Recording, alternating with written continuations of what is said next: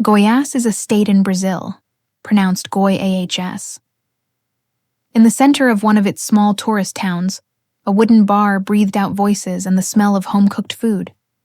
Tables were ringed with watermarks like irregular maps. Lamplight cast an amber glow. Tourists snapped photos at the counter while locals talked about rain and roads.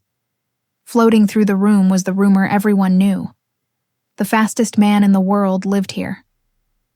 Emily, an American reporter, paused at the door until her eyes adjusted. She checked the notebook in her tote and took a breath, as if diving. Then she stepped up to the bar. "Excuse me," she asked in careful Portuguese. "Does anyone know where I can find the fastest man in the world?" A few people chuckled. The waitress muttered, "Here we go." A young man tipped his chin toward the darkest corner. A broad-shouldered man in a worn shirt and tilted hat sat alone there. He didn't pose like a legend. He looked like someone who worked outside. Big hands, clean nails. He watched the room the way you watch a place you've memorized. Emily walked over.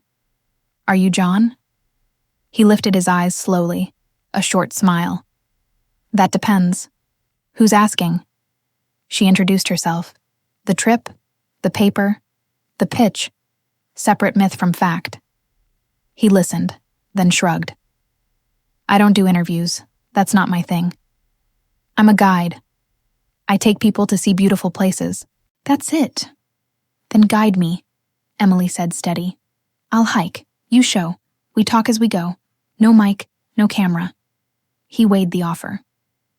At the bar, a bottle cap hissed like a snake. He glanced, recognized the sound, then looked back at her. "You're persistent. Crossing an ocean takes some." One corner of his mouth gave way. "Tomorrow, 6 a.m. Good boots, water, and grit." "Deal." Before she stepped away, she tried. "And the speed thing? How does a guide become a legend?" He didn't answer. He picked up a glass beside her, poured a shot of cachaça, a Brazilian sugarcane spirit, pronounced cachaça, so smoothly it barely made a sound, and slid it in front of her. Emily blinked, unsure when he'd even moved. He cocked his head, amused. "See? I'm fast." "That proves nothing," she laughed. "Putting a glass in front of me doesn't make you the fastest man in the world." "Keep your eyes on your glass," he said. She looked down. The glass was gone. When she looked up, he was setting it back on the counter as if it had never left. "Just a trick," she said, half skeptic, half curious. "Just a trick," he agreed. "Tomorrow we'll see the rest." The town woke early under a sky so pale it was almost white. Emily waited in the square with a pack and a canteen. John appeared on time. The same simple pack slung over one shoulder, a machete on his belt, the calm of someone who knows the way by heart. "Ready?" "More than ever." The dirt road narrowed into a tunnel of green. Humidity beaded on their skin. The city fell behind, replaced by a choir of birds and the crisp snap of dry leaves under boots. Emily wrote things down, but the notebook soon became an excuse. She watched John, the way he touched plants with respect, shifted branches so they wouldn't strike her face, signaled where to place her foot. They reached a rock ledge above a valley. Wind rose smelling of water and soil. A white blade of waterfall shone in the distance. "This is one stop," John said. "Some people cry, some laugh, some go quiet." "And you?" Emily asked. "What do you feel?" "That I'm in the right place." She stored the answer like a talisman.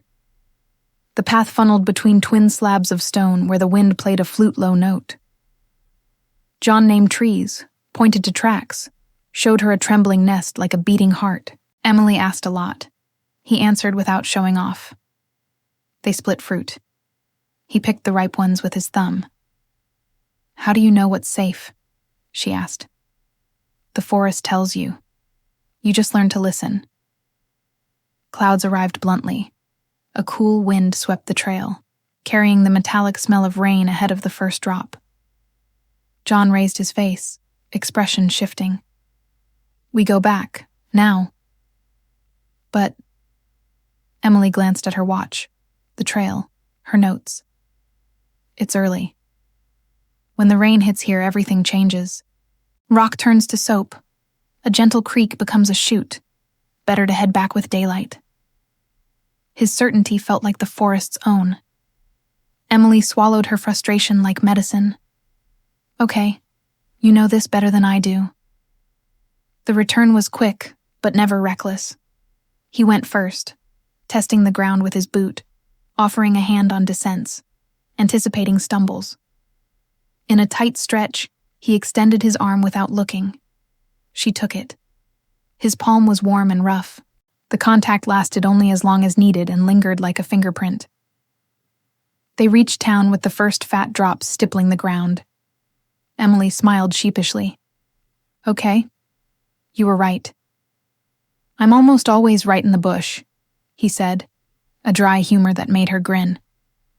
They split with a wave. Emily showered long, tried to order her thoughts, failed. There was something about John that resisted the tidy lines of her notebook, the economy of words, the quiet certainty of someone with nothing to prove. Night fell smelling of washed earth. Bar lights came on like low-hanging constellations. Emily crossed the square. John sat in the same corner as if rooted, half a glass of water, hands folded, stare on nothing. You owe me a full tour, she said, standing before him with a smile caught between challenge and plea. I said it's dangerous. I'm not afraid. She pulled out a chair. And I didn't come this far to write about rain. He examined her the way you study a trail. Tomorrow. No hurry back. He ticked items off with a finger. Tent, rain shell, spare clothes, and your head in the right place. Deal. Emily, he said, tasting her name like a fruit. I don't promise pretty views all day. There's risk, snakes, treacherous ground. If I say, turn around, you turn. I trust you. He gave a small nod that sealed it. The talk loosened. Music. He liked the country songs his dad played. She surprised herself by humming along. Food, fruit with poetic names. She pushed her Portuguese further than she should. He traded a few words of English. They laughed at the mistakes like kids inventing a secret language. When she mentioned the article, he veered off. Nature doesn't like a stage. Me neither, Emily said more quietly. I just want to tell a story worth the paper. Then come see the real forest. The rest we'll figure out along the way. They left almost together. Outside, the smell of wet soil felt like a promise. Back at the inn, she packed with method. Headlamp, first aid kit, rain shell, spare clothes sealed in plastic, notebook, 2 pens, batteries for a recorder she might not use. She caught her reflection and laughed. A big city reporter trying on trail skin. She slept late, with a distant accordion drifting through the window, and one thought. Tomorrow, the story she'd crossed an ocean to find would finally begin. The town woke polished. Lights slid off rooftops as if the day had been buffed. At 6, Emily waited in the square. Pack, cap, solid boots. John rounded the corner like he belonged to morning. Steady pace, total attention. Rope coiled at his hip like insurance. Ready? He asked with a brief smile. More than ever. Cobblestone became dirt. Dirt became trail. The city's noise shut like a trunk lid. The forest received them with damp air, crushed leaf perfume, and a chorus of unseen birds. The path narrowed to a green corridor, then opened like a shy clearing, bending into curves Emily would have missed alone. John led when decisions mattered and walked beside her when the slope asked for a hand. No showboating, just care. Everything felt bigger here. Trees rose like columns, their crowns stitching shade. Spears of sunlight embroidered gold dust in the air. Emily tried to jot things down, but sometimes her pencil sounded loud. She saved snapshots instead. A huge leaf cradling a nest of translucent spiders. a seed that popped like popcorn when John pressed it. Glacier cold water on her face as they forded a shallow stream. "Why did you stay?" she asked during their first break. "Why not leave this town?" "Staying is also a choice," he said. "I know the stones by name. That counts." She didn't write it down. Some lines belong in your pocket, not your notebook. They walked elastic hours. John pointed to marks, prints, claw swipes, proof the forest speaks softly. By the time the sun tilted, they climbed onto a rock with a view over a sea of green. Wind rose smelling of wildflowers. "We'll camp here," he said. "The river's 2 minutes down that spur. Clean water, and that cut in the slope blocks wind if it turns at night." They pitched tents. John's speed was economy of motion. Emily's was the hurry of new learning. When everything was taut, she ran a hand over her rainfly, proud. "Will it hold?" "It will." He scanned the sky. "Tonight looks steady." They built a fire with dry twigs rescued from the rain. He sparked it with a striker. Orange flame licked wood, warming the air. Emily pulled a small amber bottle from her pack. "The lady in town swore this warms up a conversation." "She's right," he chuckled, accepting a sip. They barely drank, just enough to loosen edges. Emily talked about New York, the rush that has no birds or trails. John offered childhood rain and sandlot soccer, long days fishing, a grandmother's bitter teas. He listened as if measuring current. She listened with unhurried curiosity. Later, at the river, water ran clear over smooth stones. Emily splashed her face and yelped at the cold. On the bank, John's body tightened in an instant. "Emily, don't move." A snake, just an arm's length away, rose, dark scales shining where light slipped through leaves. The world fit inside 1 second. John moved. His hand closed around the snake's head at the exact instant of its strike.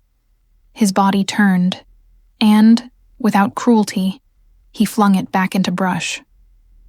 "Oh my God," she breathed. "You were fast." "Reflex," he said, "and respect. We just push them away." "Why not kill it?" "No reason to. We're the visitors here." They returned at sundown. He simmered cassava with coarse salt and onion. The smell made them ravenous. They ate in the kind of quiet that feels good. Firelight drew lines on his face. "Are you ever afraid?" she asked. "Of not listening. The forest warns you. If I don't listen, I mess up." Night fell whole. Stars spilled wherever the canopy opened. He told stories of people who tried to boss the forest and came back smaller. She told one about an editor who measured human worth in clicks. At some point, their eyes held too long. Emily leaned a little, stopped. John did the same. The fire popped. They eased back with small smiles. "I'm your guide," he said, reminding himself. "And I'm stubborn," she whispered. Each ducked into their own tent. The zipper sang. Sleep took its time. The almost kiss hung like ripe fruit. Dawn needed no alarm. Roosters far away, birds in chorus. Emily stepped out with bright eyes. John already brewed thin coffee. "Sleep?" "Enough." They broke camp methodically. What came from the forest went back to it. Trail up, trail down, flat stones, a bank held together by fig roots. Emily looked less urban. John noticed and said nothing. At noon, a wide patch of shade offered shelter. Cans, crackers, cheese. He returned with red guava, cashew, and Brazil nuts, castañas, cracked on a rock. "Don't you miss it?" she asked. "Things I never lived, sometimes," he smiled. "But the forest is big, and the day is long." Wind shifted from the east. John raised his face. "Might rain? Let's set up early." They reached a natural alcove in the slope. The river sang nearby. Tense again. Emily now knew which knot held best. Dry wood, darkening sky. The first thunder rolled far off, the second, closer. The fire kindled in the lee of rock. "If it turns, we douse it," he said. "For now, enjoy." The amber bottle returned. Cups a touch fuller. Not for courage, but because intimacy had found its pace. The talk slipped into her childhood. Bike summers, her first byline with her name misspelled, the ache of being foreign. He patched in memories. First time he went too far and his father hauled him back by the ear. A drought that sickened the river. A party where he learned to dance badly and liked it. Rain came down in thick strokes, hammering leaf and canvas. They drew close to the fire, as if it were the last story on Earth. The world shrank to a triangle, the two of them and the flame. John's face, cut by light, looked younger. "You never seem to rush," she said. "I run when I have to," he answered, part promise, part riddle. Silence followed, woven from breath, smoke, and the drum of rain. Emily brushed her fingers over his knuckles. He turned his hand and held hers. Firm, gentle. The kiss arrived naturally, first brief, then unhurried. Rain, fire, and two bodies agreeing without words. When they parted, Emily laughed softly for no reason a sentence could hold. John rested his forehead to hers and breathed. "I'm still your guide," he said, almost a plea to keep the world from dissolving. "I know," she smiled, "and I'm still stubborn." Rain eased. They doused the fire and covered the coals. Each slid into a tent. The zipper sang again. Sleep came faster. Outside, the forest rewrote its music. They didn't know the hardest part waited past morning. The day rose, scrubbed clean. The forest smelled sweet, like crushed leaves and new air. Emily crawled out of her tent with dew in her hair and that pleasant soreness earned by long hikes. John was already coiling rope, efficient and calm, as if each gesture belonged to an old ritual. They shared hot, thin coffee and a heel of bread with cheese. A stubborn curl of smoke rose from the stove and made them laugh. Torn bits of cloud ran above the canopy. Emily checked her shell, canteen, notebook, pocket light. John checked the machete's sheath, bounced his pack once, and they traded a look that said go. They hadn't gone far when the air vibrated with a metallic, drawn-out whistle, clear and bright, cutting through the forest like an invisible arrow. Emily stopped and lifted her face toward a horizon with no tracks in sight. "What was that?"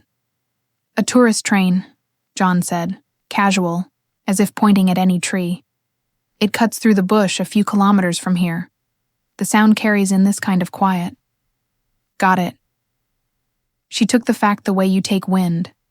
Part of the day. She didn't write it down. She just filed it with the smells.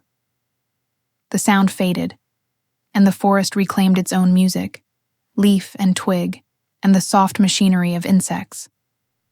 This trail looked shyer, a thread of earth pulled under sticks and roots.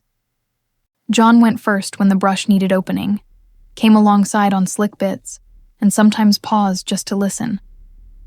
Emily was learning that posture of a silence fisherman, tilted head, decoding a language she couldn't yet. They stepped across pale, bone-smooth rocks. Sun filtered through leaves and painted moving shapes. Emily stopped, enchanted by a hollow trunk sprouting small white flowers that seemed to ignore time.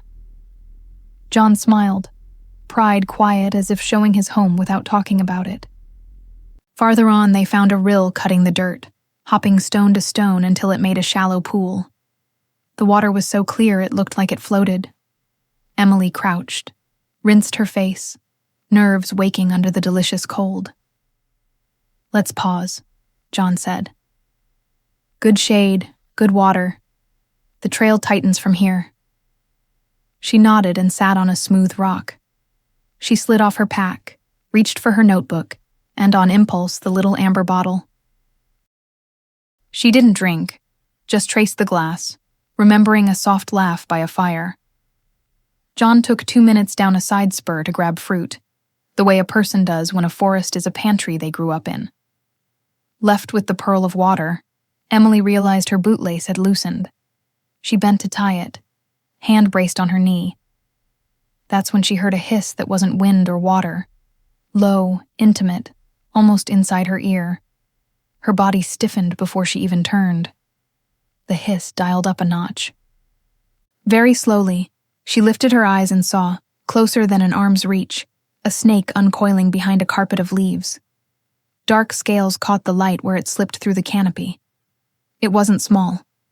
The flick of its split tongue wrote a question in the air the human body answers with fear. John. She barely breathed his name. He stepped through the trees in 2 long strides, face tightening into focus, not panic. Don't move. His voice pinned muscle to bone. The snake pulled back to strike, and the moment stretched like an elastic band. John slid forward almost without sound, foot measuring ground, hand ready. Everything happened at once. The lunge, Emily's instinctive flinch, the dry crack of something cutting air, adrenaline exploding in her veins. A sharp pain bit into her forearm, 2 burning pinpricks that lit her skin on fire. No. It was all she managed before the pain spread like ink. John caught her in an embrace that was also a brace. The snake vanished as quickly as it came, a shadow back to the forest's belly. Look at me, he said, steady, eyes locked on hers. Breathe. Slow. She tried, but the air left in small gulps, as if her chest had shrunk. Her forearm throbbed with a will of its own. Nausea lurked. John opened his pack with clean speed. He tied fabric above the bite, firm enough to tell the body there was a boundary, not so tight as to be cruel. It wasn't a blind tourniquet. It was thoughtful restraint. He rinsed the skin, then gave her short commands her mind could cling to. Breathe with me. In. Good. Out. Again. The edges of the world wavered like a flame in wind. The ground felt mobile under her boots. His hands were the only solid piece left in the universe. I'm getting you out, he said. Now. She wanted to ask how, but her tongue weighed too much. Heat flooded the arm. Confusion rose from her stomach like steam. A strange cold slid beneath the skin from nape to tailbone. He lifted her in a single move, strength and care braided together. She tucked instinctively into his chest, searching for warmth as her own body failed. His shirt smelled of leaves and old smoke. The world tilted. He ran. For the first minute, she recognized the map. The pool bright to the left, the tangle of roots where she would have hesitated, the low limb he pressed down without snapping. Then the outlines stretched. The forest became a moving painting. Green stripes, brush strokes of light, patches of shade. The breeze turned to a thin blade on her face. His breath thudded in her ear, regular, heavy, a drum that knew distance. She tried counting, 1, 2, 3 strides, but lost the number at 4 when the corners of her vision dimmed and a small vertigo climbed inside her skull. She held tighter, not just from fear, but from a trust handed over whole to one body. Sometimes she thought he slowed. Sometimes she felt sure he sped up, though she couldn't explain how. Time slid. The path disappeared. She was left with the sensation of skimming ground without touching it, as if his steps were drawing a way that existed for no one else. She wanted to say, "I'm here," but her voice stuck. She slit her eyes and caught his profile. Clenched teeth, jaw set, a determination so sharp it replaced pain for a second. She wanted to keep that snapshot like a last match flare in night. Her mind began throwing switches off. First sounds mashed into a single mass. Then vision shrank to a narrow tunnel. Then her body felt far away. Heavy. Surrendered. She sensed something. Maybe a change in footing. Maybe different air. Maybe nothing at all. The last clear thought wasn't a word. It was a certainty. He won't let go. Darkness came whole, without permission. When light returned, it wasn't forest light. It was white and clean, with no leaf smell or animal sound. Emily blinked and framed a ceiling, lamps, a notice board. Her arm ached, but in a contained way. There was a line in her vein, cotton taped down. The unmistakable reality of a hospital. A nurse appeared with a practiced, kind smile. "Good to see you awake. How are you feeling?" Emily found a thread of voice. "Where?" "Municipal hospital," the woman said. "You got here in time. The doctor gave you anti-venom. You're going to be fine, but we'll keep you a bit." "I got here." The words bit from the inside. How? When? With whom? "Who brought me?" It came out more urgent than she'd meant. The nurse kept her smile, tucked the blanket in, and answered. "A man. Tall, strong. He carried you in, spoke to the doctor, signed as a temporary contact, waited until you stabilized, and left. He only said she's going to be fine." Left. The word spun like a leaf in a small cyclone. Left, but put her back inside life. Emily shut her eyes to hold back the swell. She didn't cry from pain or fright. She cried at the exactness of it, how he stepped in and out of her world without noise, did what was necessary, and gave up the glory. That afternoon, a thin-framed doctor explained the protocol. Fluids, monitoring, a few days rest before any trail again. Emily nodded, answered what she could, asked if anyone had left a note. "No." Asked if the man gave a name. "No." The doctor smiled a little. Guides like him are like that. They do what needs doing and disappear. The next day, when she could stand at the window, the tree line sat at a forgiving distance. Wind moved the crowns like a mother's hand. For a moment, she pictured John walking under them. Quiet steps, steady gaze, continuing a life that was only his. She was discharged 2 days later. She spent one more night at the inn, arm throbbing gently, heart beating a little fuller than usual. She passed by the bar and looked at the usual corner. The chair was empty, and somehow felt as if it had always been. She asked after him softly. Someone said he'd left early with a small group. Easy trail. Emily didn't press. She left a short note with the owner. "Thank you." Nothing else. Back in the States, she sat in front of a blank document with the kind of reverence you reserve for things that can fail by being too strong. She didn't write about miracles. She didn't describe impossibilities, though she knew that on that morning of forest and fear, something beyond the ordinary had happened. She wrote about a man who knew the bush as if it had been written for him, about the care with which he deflected a snake when he could, and the courage with which he defied time when he had to, about quiet, respect, responsibility. When she finished, she read it aloud, aiming for the exact point between justice and gentleness. The piece closed with a line that explained nothing, and for that reason said everything. "I don't know how I reached that hospital alive. I don't know how long it took or which path we used. I only know I woke up, and I owe my life to him.